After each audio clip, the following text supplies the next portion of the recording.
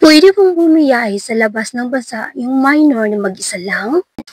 At ano-ano yung mga requirements na kailangan dalhin? Yung sagot ay depende yun sa airlines. Kaya bago kayo mag-book ng ticket, check nyo muna kung ano yung mga rules sa airline na napili nyo tungkol sa mga minor na bibiyahe mag-isa.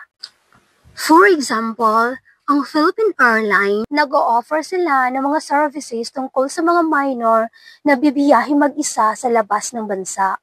At ito ang kanilang age and flight restriction for minors who are traveling alone. Yung 8 years old below ay not eligible. Hindi nila pinapayagan na bibiyahe sa labas ng bansa na mag-isa.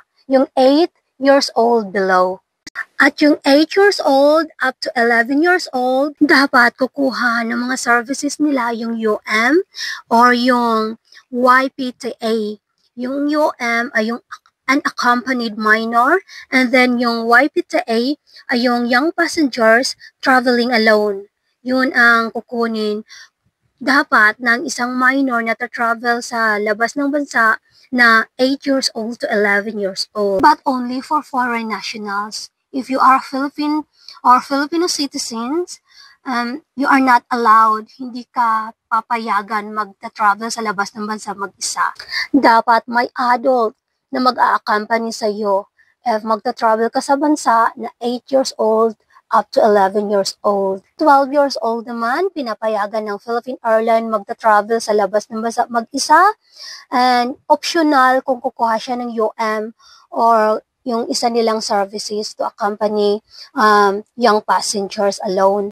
Again, yung 12 years old, kung Pilipino ka, hindi ka pa din papayagan magta-travel sa labas ng bansa mag-isa. Dapat talaga may adult na mag-a-accompany sa iyo. At yung 13 years old up to 17 years old, pinapayagan na magta-travel sa labas ng bansa kahit Filipino ka pa. At yung mga services ng Philippine Airlines, optional pa din yun kung kukuha ka ba o hindi.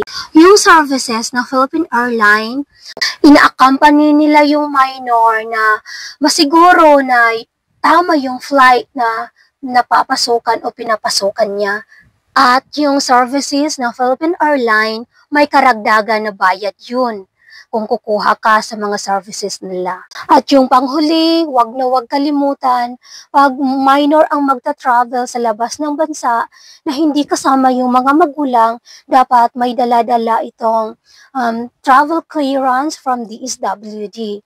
Kahit sino pa man yung kasama mo, mag-a-accompany sa'yo na hindi mo magulang, dapat may maipakita na travel clearance from DSWD. So, yun lang ang share ko sa inyo. Kung may katanungan kayo, comment down below. And gagawin ko lahat para masagot yung mga tanong nyo. Maraming salamat sa panonood.